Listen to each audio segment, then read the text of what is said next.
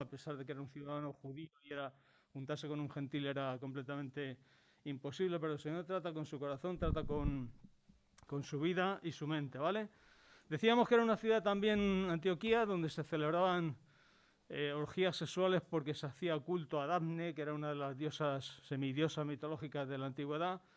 Y os digo todo esto porque la iglesia no crece en un lugar tranquilito, donde todo es maravilloso, donde todo va bien. No, no, no. La iglesia surge en mitad de un problema, de unas circunstancias económicas, culturales, religiosas, y es donde se abre paso. Y es donde debemos de abrirnos paso hoy en día también, ¿vale? Entonces, dice en el capítulo 19, 11, 19, vamos a leer y vamos a ir parando, como os he dicho, vamos a ir comentando. Y ante todo lo que quiero hacer hincapié es que tenemos que tener comprensión lectora, ¿vale? No se trata de leernos la Biblia, porque todos los días que leemos la Biblia no la leemos y cumplimos, digamos, nos masajeamos la conciencia, si me permitís. Tenemos que tener comprensión lectora, es decir, enterarnos de lo que leemos, ¿vale? Por eso nos vamos a parar hoy y en nuestra casa es bueno que paremos y hagamos lo que es en los si me permitís, en lo que era el mundo de los monasterios medievales, hacer la lectio divina. ¿Y qué es eso de la lectio divina? La lectura divina, es decir, leer la palabra tranquilamente, asimilándola. Y aquí nos dice Lucas, dice, ahora bien, los que habían sido esparcidos a causa de la persecución que hubo con motivo de Esteban, pasaron hasta Fenicia y Chipre y Antioquía, no hablando a nadie la palabra, sino solo a los judíos. Aquí veis que Lucas está hablando que solo se hablaba la palabra judía. Dice, pero, siglo XX, pero había entre ellos unos varones de Chipre y de Cirene, los cuales cuando entraron en Antioquía, hablaron también a los griegos, anunciando el evangelio del Señor Jesús. Y la mano del Señor estaba con ellos y gran número creyó y se convirtió al Señor. Es decir, que aquí Lucas nos está diciendo que aquí vuelve a ocurrir lo mismo. Hay un salto cultural.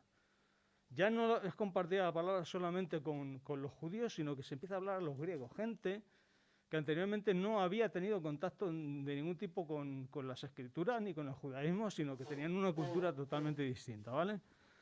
Dice que, y la mano del Señor estaba con ellos y gran número creyó y se convirtió al Señor. Es decir, que aquí en la iglesia ocurre algo, si me permitís, un poco parecido a lo que ocurrió en Jerusalén. Hay una conversión mayoritaria, mucha gente, y entonces hay un problema. La iglesia tiene un buen problema, y es que hay muchos convertidos. Ojalá tuviésemos ese tipo de problema, ¿verdad? Que hubiese muchos convertidos. Y dice y la mano del Señor estaba con ellos y gran número creyó y se convirtió al Señor. Llegó la noticia de estas cosas a oídos de la iglesia que estaba en Jerusalén y enviaron a Bernabé que fuese hasta Antioquía. Cuando llegó y vio la gracia de Dios, se regocijó y exhortó a todos a que con propósito de corazón permaneciesen fieles al Señor. Fijaos bien aquí el apunte de nuevo de Lucas, muy interesante. Dice, hablando de Bernabé, dice, porque era varón bueno, y lleno de fe, y varón lleno del Espíritu Santo y de fe, y una gran multitud fue agregada al Señor.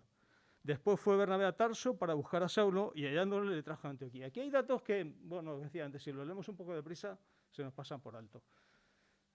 La iglesia de Jerusalén oye que hay unas grandes conversiones. ¿A quién envía? A un especialista. ¿Y quién es Bernabé?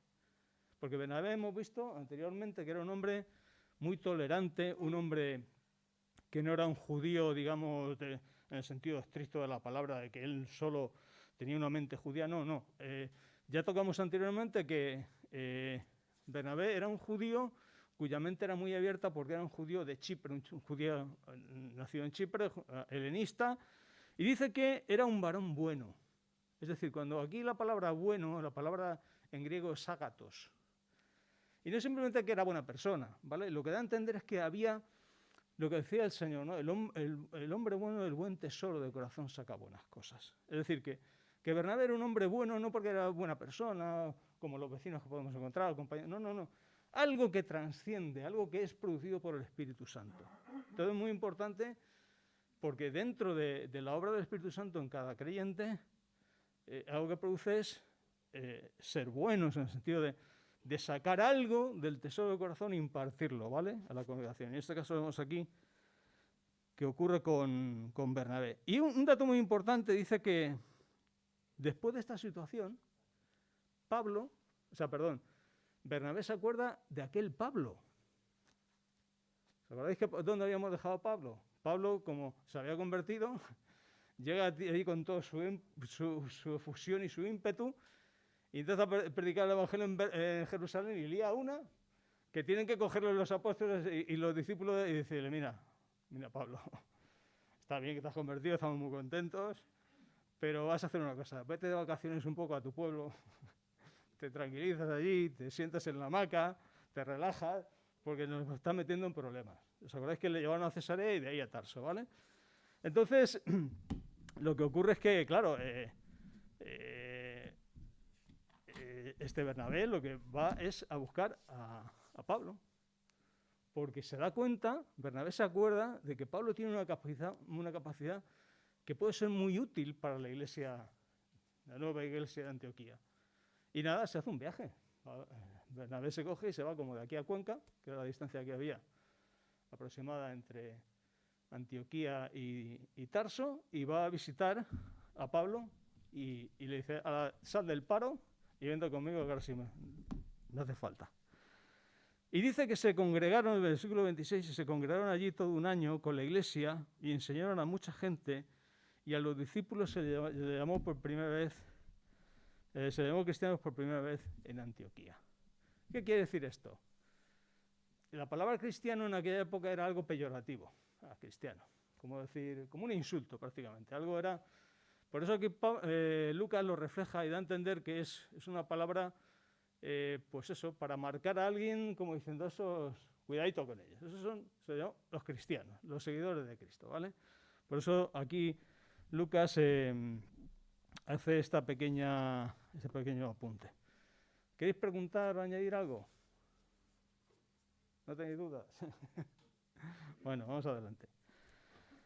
Dice el versículo 27, en aquellos días unos profetas descendieron de Jerusalén a Antioquía, y levantándose uno de ellos, llamado Agabo, daba a entender por el Espíritu que vendría una gran hambre en toda la tierra habitada, la cual sucedió en tiempos de Claudio. Este profeta Agabo, ¿vale?, hace una predicción, y es una predicción que se cumplió. Alrededor del año 44, hubo entre el 44 y el 48 más o menos, dicen los eruditos, hubo una gran hambre en todo el Imperio Romano. Hubo muy malas cosechas y por lo tanto mucha gente tuvo hambre. De hecho, la iglesia en Jerusalén, vamos a ver más adelante cómo también sufrió por problemas económicos debido a esta circunstancia y se tuvo que recurrir a recoger una ofrenda, ¿vale?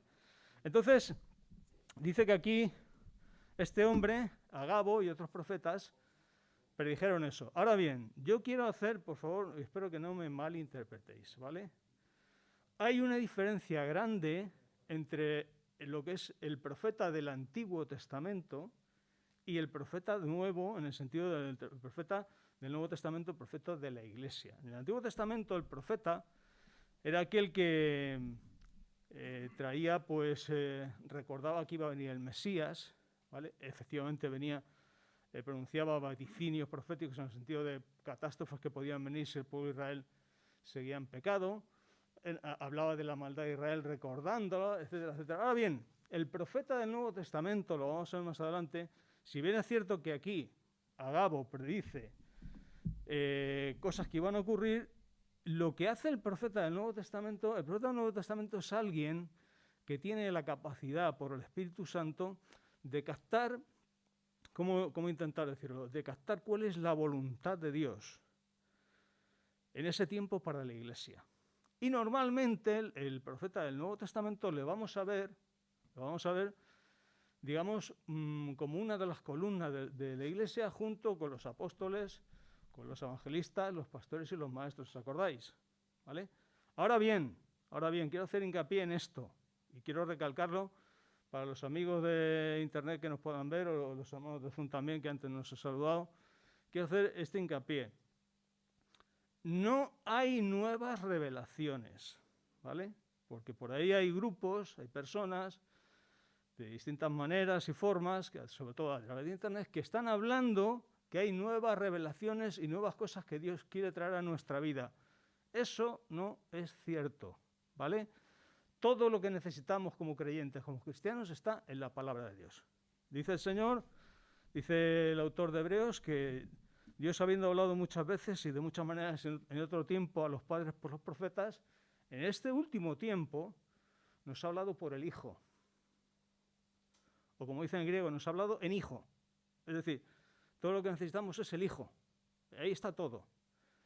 Hay personas que están diciendo que, bueno, que la Biblia está bien, que ha habido una revelación para un tiempo, pero que ahora, como se ha entrado en otro tiempo nuevo, pues hay nuevas revelaciones. Eso no es cierto bíblicamente, ¿vale? Yo sé que por internet, vuelvo a repetir, hay personas que lo están diciendo, pero eso no es así. El profeta del Nuevo Testamento no se ajusta a ese tipo de enseñanza, ¿vale?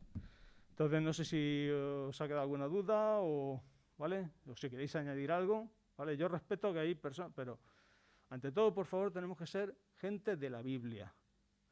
Decía Lutero, mi conciencia está presa de la palabra de Dios.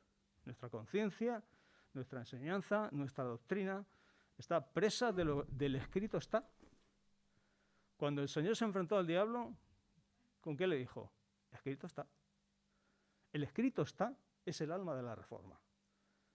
Y nosotros como tales somos hijos de la Reforma protestante del siglo XVI. Y el escrito está, lo que dice la Biblia es lo que vale.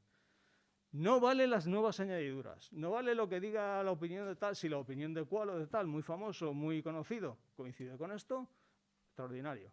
Si no, pues ya sabéis. Como decía el otro día, a la basura, al contenedor más cercano. Efectivamente.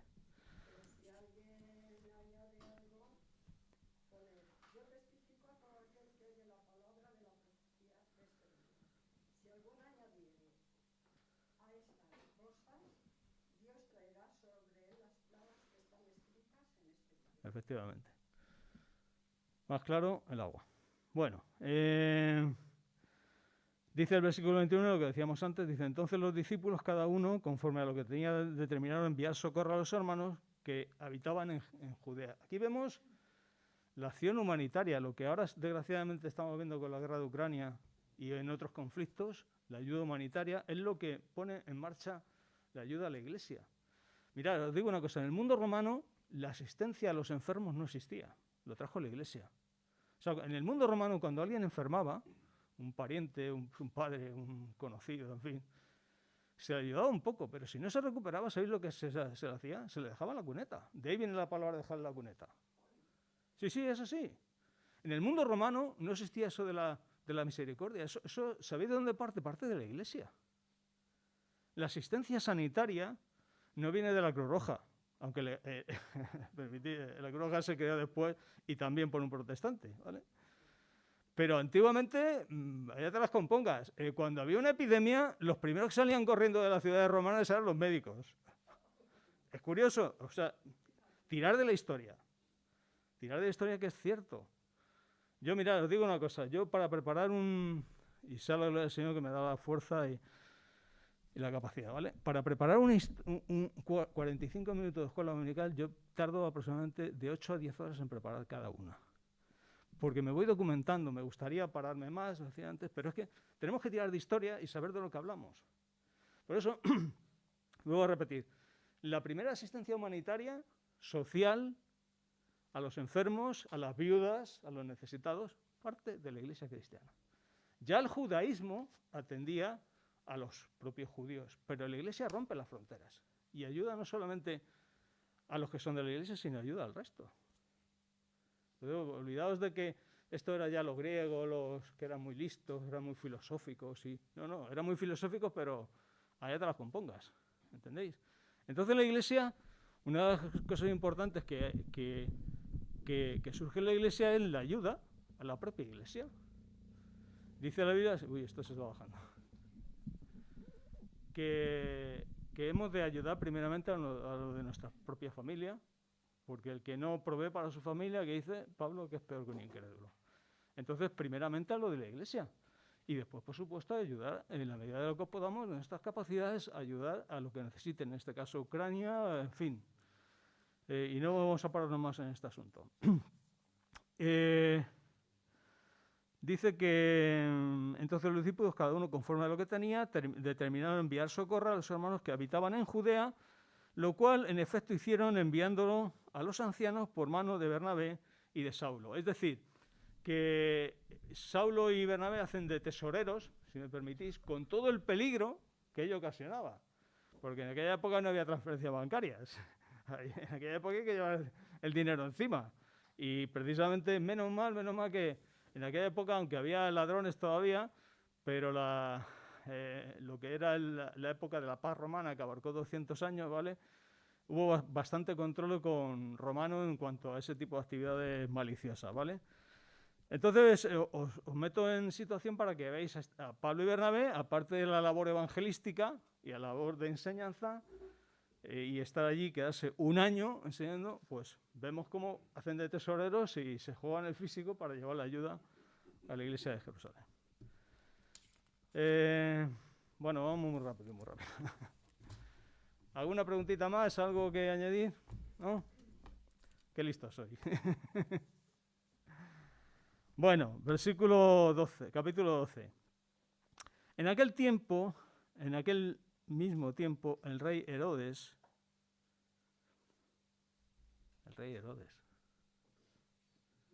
Ahora, ¿qué? Ahora, solo una pregunta, a ver.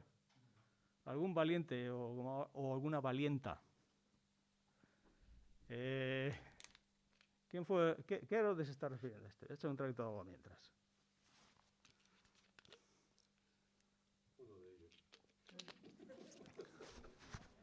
Uno de ellos, vale. Vamos a ver. Yo sé que vosotros decir, a mí que me importa esto. Cuando leemos el texto bíblico, tenemos que diferenciar, ¿vale? Este rey Herodes no es Herodes aquel que mató a los niños en Belén, ¿os acordáis? Este es Herodes Agripa I, ¿vale? Que reinó entre el año del año 41 al 44. Entonces, tampoco este rey Agripa I es el mismo que le tuvo en su palacio a Jesús, ¿os acordáis? En tiempo de cuando el Señor llega ante Pilato y Pilato le devuelve a Herodes, ese no es tampoco, ¿vale? Ese es Herodes Antipas, ¿vale? Entonces, os voy a decir rápidamente, es que ya para hablar de los Herodes tendríamos que darnos con los Micael solo. Starling, que tal y hablado esto. Es que el mundo de los Herodes el Grande, para empezar, era un personaje siniestro. No dudó en matar varios de sus hijos, matar a sus mujeres. O sea, le daba igual 8 que 80. O sea, era un tipo sanguinario, un tipo que pusieron los romanos y no era judío, era idumeo. Es decir, era como medio primo de los judíos porque sabéis que por la línea de Jacob viene el pueblo judío y por la línea de Esaú vienen los edomitas de Edom, ¿vale? Saúl edomita. Entonces, Herodes el Grande era edomita y para congraciarse con el pueblo judío, pues reconstruyó el templo. ¿Os acordáis que pusimos en las primeras imágenes? Vale. Entonces, este era un personaje siniestro que no dudó en matar gente de su familia y hacer tropelía y media, a lo que hiciese falta, matar a los niños, etcétera, etcétera. Tenía una habilidad extraordinaria, porque era capaz de estar en contra de los romanos y en un momento dado pegar un giro y ponerse a su favor. Y era muy hábil y consiguió pues, que al final ocupara el trono, ¿vale? Entonces este Herodes el Grande dejó a Antipas, que era es que no quiero enrollarme mucho, pero quiero también dar detalles. Entonces Antipas, que era uno de sus hijos, es el que estaba reinando cuando Jesús, ¿vale? Porque Herodes el Grande murió aproximadamente en el año 3, ¿vale? Aproximadamente. Se cree que murió de sífilis, para que veáis, os hagáis una idea de la vida que llevaba, entre otras cosas. Y lo que ocurrió es que había otros de sus hijos, como Herodes Antipas, que eran tetrarcas. ¿Os acordáis cuando leéis el Evangelio de Lucas que dice fulanito tal era tetrarca, menganito tal era tetrarca? ¿Qué quiere decir eso de tetrarca? Que estaba a cargo de una tetrarquía, es decir, de una cuarta parte. ¿Habéis visto lo del tetrabric? ¿Vale? Eso significa 4 partes, ¿vale? Pues la tetrarquía era cuando los romanos dividían el territorio en varias partes, en 4 partes, y entonces una de esas partes la dominaba uno de los hermanos, ¿vale? hermanos o en este caso nietos o sobrinos de aquel Herodes el Grande. Entonces, en este caso, ¿vale? Este Herodes Agripa era uno de los sobrinos de Herodes Antipas. Y vamos a liar, al final lo vamos a dejar, ¿vale? Conclusión, todos eran unos corruptos, ¿vale? Excepto Herodes Filipo, ¿vale? Que dice la historia que Herodes Filipo era un hombre tranquilo. La tetrarquía que él gobernaba, su territorio, fue un territorio de paz. Fue la oveja blanca de su familia, porque todos eran negros, ¿vale? Esto era lo contrario, entonces la oveja blanca, ¿vale? El Filipos. Y bueno, este Filipos parece ser que gobernó bien, fue al que le robó la esposa su hermano, que os acordáis que Juan el Bautista le recriminó porque le había quitado su mujer, y claro, pidió su cabeza. Aquí hay historia, no vamos a meternos, sé que es un poco lioso, ¿vale? Sí, era una familia ejemplar. Y como digo, pues el héroe de Filipo I era el bueno de la película. Entonces, este tipo, Herodes Agripa I, ¿vale? Que su padre había muerto porque su abuelo lo había mandado a matar, pues es el que está gobernando en este caso. Sí, esto es para hacer una serie, ¿eh? Bueno, sí, te lo digo en serio, ya tremendo. Sí. Entonces dice aquí que claro, que esta Agripa echó mano a algunos de la iglesia para maltratarles y mató a espada a Jacobo. Es decir, ¿qué está diciendo aquí Lucas? Pues que le decapitó en aquella época. Ahora bien, ¿quién es este Jacobo? A ver, ¿quién es este Jacobo? No era el hermano de Jesús, era el hermano de Juan. ¿Vale? Este Jacobo es el que dice la historia, la mitología española, que sé que estaba en Santiago de Compostela, ¿vale?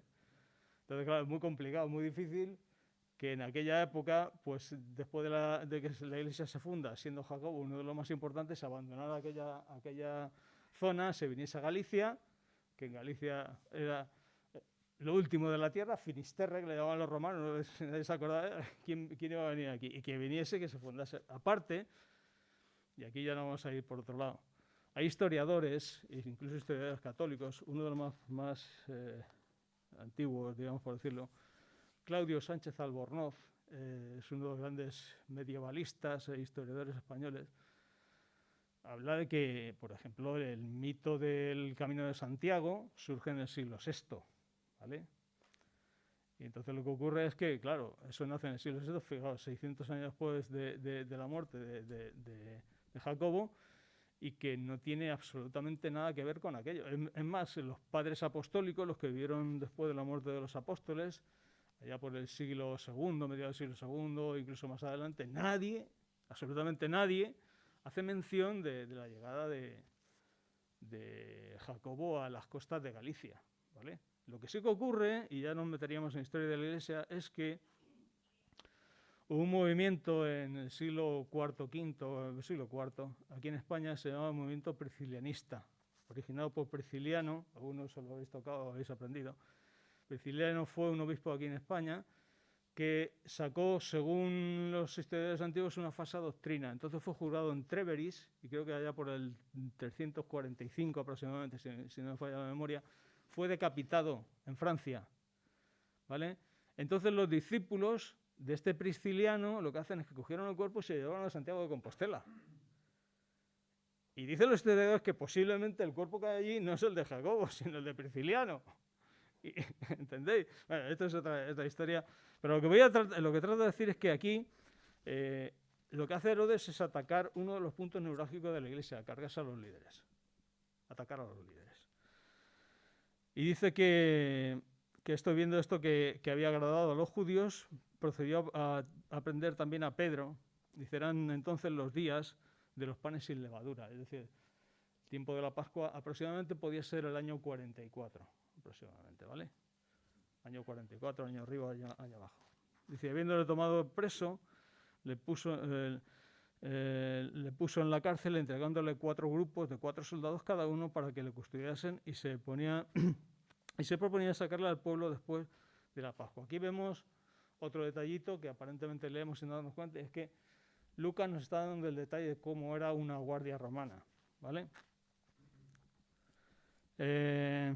Grupo de 4 soldados cada uno, es decir, 16 soldados, que hacían turnos de 3 horas, ¿vale? Por la noche, por la mañana, por la tarde y por la noche, y por el día prima, tercia, sexta y nona, para los que os interese, y de noche las 4 vigilias de la noche. Entonces, constantemente estaba Pedro custodiado. Generalmente al preso se le ataba en la mano derecha del preso, se le ponía con una cadena a la izquierda del soldado, ¿vale? En este caso vais a ver el detalle que Pedro es encarcelado, es encadenado a las 2 manos. Dice, así que Pedro estaba custodiado en la cárcel, pero la iglesia, un dato importante, versículo 5, estaba encarcelado en la cárcel, pero la iglesia hacía sin cesar oración a Dios por él. Ahí tenemos de nuevo lo que hablábamos antes al principio, ¿no? La oración intercesora. Parece que en ocasiones no pasa nada, parece que el Señor está quieto, parece que el Señor no es tiempo, pero cuando Dios llega a su tiempo y actúa, ¿vale? Dice, cuando llegó y cuando Herodes le iba a sacar aquella misma noche, estaba Pedro durmiendo entre 2 soldados, sujeto con 2 cadenas. Fijáis el detalle. Y los guardas delante de la puerta custodiaban la cárcel. Y aquí que se presentó un ángel del Señor y una luz resplandeció en la cárcel, y tocando a Pedro en el costado, le despertó diciendo, levántate pronto, y las cadenas cayeron de sus manos.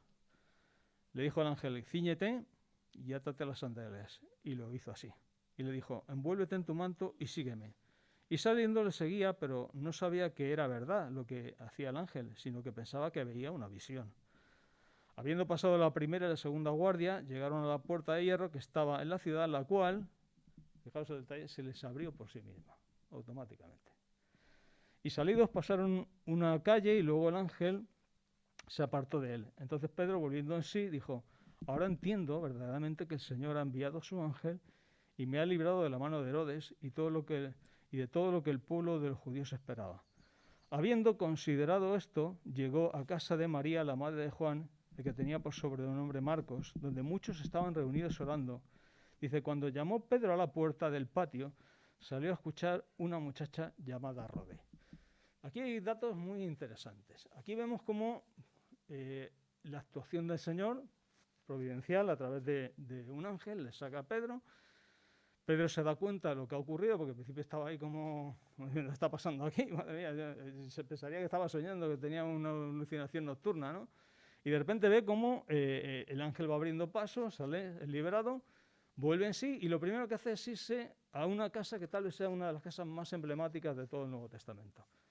La casa de la madre de Juan, de Marcos.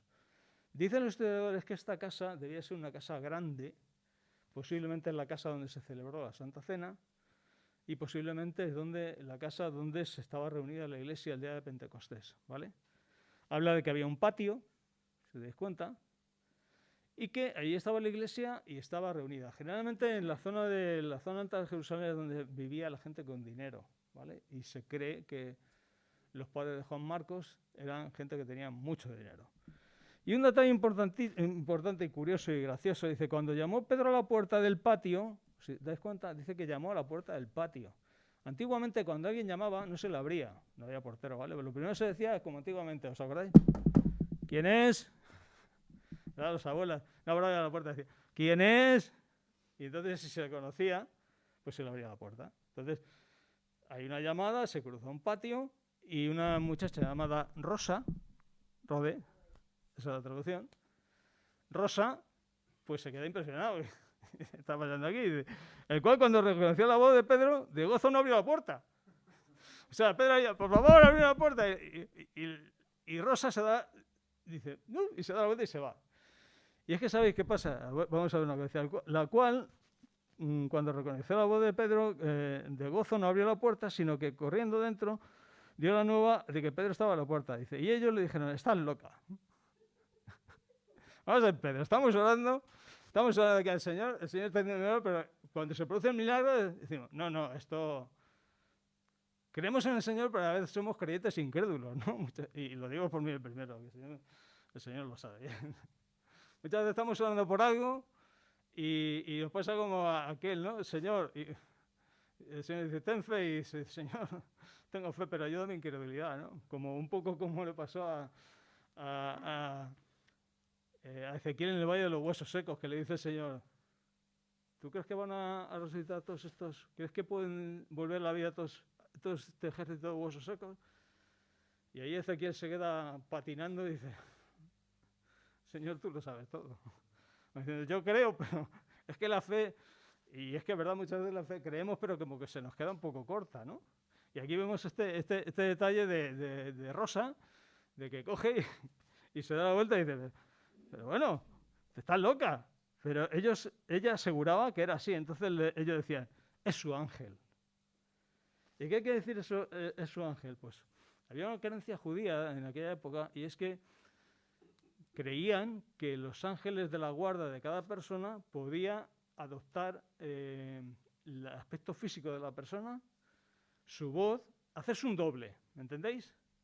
Y entonces por decir, no, es el doble. Pedro está en la cárcel ahí entre los romanos, no puede ser. Pero claro, dice que más Pedro persistía en llamar y cuando abrieron y le vieron se quedaron atónitos. La oración respondida es de quedarnos atónitos muchas veces en la iglesia. Dice que, pero él haciéndoles con la mano señal de que callasen, porque claro, imaginaos allí la que se volvió en un momento, ¡oh, Pedro! ¡Qué alegría! Pedro, callaros, que son esta mañana se van a dar cuenta aquí esta gente. Tranquilo. Y dice que haciendo señal que callasen, les contó cómo el Señor les había sacado de la cárcel y dijo, haced saber esto a Jacobo y a los hermanos, hacer saber esto a Jacobo y a los hermanos. Y salió y se fue a otro lugar. Y luego que fue de día, hubo no poco alboroto entre los soldados. Y dice más Herodes, habiéndole buscado, señalarle después de interrogarle, a los guardas ordenó llevarlos a la muerte. Después descendió de Judea a Cesarea y se quedó allí. Es decir, que aquí en la antigua Roma, cuando alguien no cumplía una misión, no le ponían un correctivo, le ponían una multa. Automáticamente lo mataban. Todo fallaba en custodiar un preso, pues te mataban.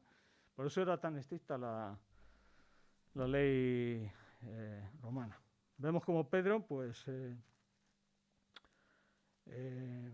automáticamente se tiene que marchar a Cesarea, como a 100 kilómetros de Jerusalén, y se queda a cargo, aquí sí se queda a cargo Jacobo, pero este Jacobo sí es el hermano del Señor. Este Jacobo sí es el que escribe la epístola. Es uno de los hermanos que al principio recordáis que era incrédulo, ¿vale? Y este se queda, digamos que se queda como cabeza visible de la iglesia en Jerusalén y a partir de ahora es el que va, digamos, a gobernar, si me permitís, todo lo que es la zona de la iglesia en Jerusalén. Bueno, bien. Sí. ¿Habían cambiado mucho las cosas desde el tiempo de Jesús hasta aquí, en 10 años? ¿O es que Herodes se saltó la ley? O sea, cuando Jesús tuvieron que presentarlo al juicio, no podía matarle así como así. En cambio, a Jacobo se lo pasaron. Buena pregunta. Herodes Agripa no era... Vamos a ver, Herodes Agripa se había criado junto con Calígula. Calígula fue uno de los peores emperadores romanos, ¿vale? Entonces, Calígula gobernó un poco antes que Claudio. Y Herodes Agripa había sido compañero de juventud, había estudiado en Roma y era compañero de orgías y correrías de Calígula. Y cuando Calígula le manda a Agripa I a ocupar su puesto, el puesto que estamos viendo aquí, le da unos atributos especiales que los otros anteriores no habían tenido. Es decir, tenía capacidad de hacer, deshacer, por eso es buena pregunta. De ahí viene el tema. Algunas cosas sí habían cambiado. De hecho, si nos metemos en la historia, Calígula está más loco que una cabra. O sea, nombró, entre otras cosas, bueno, aparte de ser un asesino nato, también, se dice que a su caballo lo nombró senador. Son cosas, ya sería para meternos con el Calígula, ya sería otra cosa. Ya, meternos con ya esto es historia general, ¿no? Es apasionante porque... Claro, ¿sabéis qué pasa? Cuando uno se pone a estudiar la Biblia, estudiar historia de la Iglesia, pues claro, tenéis que leer, conocer a a todos los emperadores, a los antoninos, a los vespasianos, te metes también en siglo II, por qué cayó el imperio, bueno, pues, muchas cosas, ¿me entendéis? Muchas cosas que te pueden dar. Y muchas veces dices, a mí me pasa un poco como pasa siempre, ¿no? Solo sé que no sé nada. Cuando uno empieza a estudiar y tal, pasa un poco como decía aquel, ¿no? Cambiaría, como decía, no sé si fue Descartes, cambiaría todo, la mitad de lo que sé, ¿cómo era? Cambiaría todo lo que sé por la mitad de lo que sé. Ahí está. Entonces, gracias por la aportación. Entonces, ¿sabes qué pasa? Cuando uno se pone a estudiar y tal, te das cuenta que cada vez sabes menos, porque es tanto, que dices, es que no sé nada, ¿no? En fin, bueno, volvemos. Uy, nos quedan 3 minutos y lo vamos a dejar aquí. El domingo que viene ya cambiamos de tercio, si me permitís la expresión taurina, y David vendrá con otro tema. Hay mucha tela que cortar, seguiremos Dios mediante más adelante. Y antes vamos a ir terminando esta parte, ¿vale? Dice, y Herodes, después de esto que se queda Jacobo a cargo de la iglesia en Jerusalén y tal, dice que Herodes estaba enojado. Aquí hay un dato interesante, porque parece que no tiene nada que ver en un principio. Lucas, porque Lucas es un periodista, es un reportero. Dice la tradición que Lucas había sido, es tradición, ¿vale? No es bíblico, pero dice que la tradición que Lucas era nacido en Antioquía, en la iglesia donde se fundó. Y que se cree que Lucas había sido en su tiempo un esclavo médico, que por su capacidad de conocimiento se le había otorgado la libertad, ¿vale? Eso, vuelvo a decir, esto no es bíblico, es simplemente tradición. Ahora bien, dice Lucas aquí, dice, Herodes estaba enojado contra los de Tiro y de Sidón, 2 puertos, ¿vale? Tiro y Sidón eran 2 puertos. Para situarnos está hoy en día lo que sería el Líbano, ¿vale? Dice, pero ellos vinieron de acuerdo ante él y sobornando a Blasto, que era camarero mayor del rey, pedían paz porque su territorio era abastecido por el rey. Es decir, Tiro y Sidón no poseían como territorio, no tenían suministro alimenticio, es decir, no tenían como tal lugar donde había cosechas, ni donde había trigo, ni donde pudiesen sacar una producción para mantenerse, ¿vale? Entonces, ¿de qué manera se mantenían? Sí, por los puertos, porque atracaban barcos, pero los barcos seguían, ¿vale? Entonces, ¿de qué vivía Tiro y Sidón? Tiro y Sidón vivían porque había una concesión del rey, de Agripa I, que les suministraba grano, cereales, ¿vale? Entonces, aquí ha habido un problema, y dice que vinieron de acuerdo ante él y sobornaron a Blasto, que era camarero mayor del rey, dice, pedían paz porque su territorio era abastecido por el rey. Es decir, había habido un problema, se conoce que Agripa les había dicho, pues os voy a cortar el suministro, y aquí sobornan a este personaje, a Blasto, para que todo vuelva a la normalidad. Dice, y un día señalado, dice Lucas, ¿a qué día señalado puede ser? Dicen los historiadores que este día señalado puede que fuese a unos festejos que se estaban haciendo en todo el imperio, porque Claudio, el emperador de la época, el que había sucedido a Calígula, que decíamos antes, Claudio había ido a pelear contra los británicos, ¿vale? Había habido unas guerras y tal, y había salido vencedor. Entonces era costumbre en todo el imperio que a lo largo de cada ciudad, en días distintos, se iba celebrando esa victoria, ¿vale? Entonces, en este caso, creen los eruditos, que es cuando, en este día señalado, es cuando sale el rey Herodes, ¿vale? Y esto concretamente ocurrió en el teatro de Cesarea, ¿vale? ¿Os acordáis que hablamos el otro día de Cesarea Marítima? Había teatros, hipódromos ahí en el teatro, en un gran teatro que había en Cesarea. Entonces sale Herodes, dice, vestido de ropas reales, y se sentó en el tribunal y les arengó. Y el pueblo clamaba gritando, ¡voz de Dios y no de hombre! ¡Voz de Dios y no de hombre! Al momento un ángel del Señor le hirió, por cuanto no dio la gloria a Dios y expiró comido de gusanos. ¿Cómo? Ahora bien, vale. Eso es cierto. Ahora, ¿qué es lo que está diciendo aquí Lucas? Es un dato curioso porque Josefo, el historiador Josefo, en una de sus obras, Antigüedades, relata esto que ocurrió. Y Josefo dice escuchad, tanto el libro de los Hechos se cree que se escribió alrededor del año 60-62, ¿vale? No más tarde, porque si no, Lucas hubiese registrado, por ejemplo, el incendio de Roma, ¿vale? Y algunos eventos más. Entonces, Lucas no lo registra. Josefo, cuando escribe el libro de Antigüedades, lo escribe en el año 105. O sea, Lucas está diciendo esta historia en el año 45-46 aproximadamente. Josefo relata la misma historia en el año 105. Y Josefo corrobora que es verdad lo que dice Lucas. Ahora bien, ¿qué dice Josefo? Josefo dice, lo tengo por aquí anotado, a ver si lo encuentro. Dice que lo que hace Lucas es que Lucas, o sea, lo que dice, lo que ocurre con Herodes es que Herodes salió con una túnica que estaba tejida de hilo de plata, ¿vale? Por eso aquí dice que salió vestido con ropas reales. Dice Josefo que salió con un vestido tejido de una túnica tejida de hilo de plata que cuando resplandecía el sol parece que aquello que deslumbraba. Y la gente pensaba que era incluso un dios, ¿vale? Por eso decían, voz de Dios y no voz de hombre. Y aquí lo que Lucas está diciendo dice que cuando no dio la gloria a Dios, expiró y comido de gusanos. Ahora, tenemos que entender cuál es el contexto histórico, ¿vale?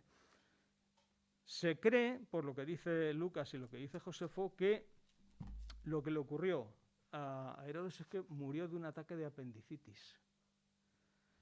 En el mundo de la época, cuando alguien decía que moría de apendicitis por los dolores que ocasionaba, yo no soy médico, ¿vale? Pero eso debe ser tremendo, o cuando alguien tenía un tipo de cáncer de estómago, por decirlo de alguna manera, era una agonía tremenda. Y aquí lo que dice también Josefo es que después de 5 días, retorciéndose, se murió. Entonces, hay que tener cuidado de no tomar al pie de letras que en ese momento, pues sí, el Señor lirio, el Señor permitió, pero no que en ese momento le salieron gusanos y vio a la gente que se estaba comiendo allí los gusanos. ¿Entendéis? Era una terminología que en aquella época se empleaba. Murió comido de gusanos. Y es cierto, murió. Murió tuvo que ser una muerte horrible. Lo que sí que justifica el hecho es que lo que hace entender Lucas es recalcar el juicio divino.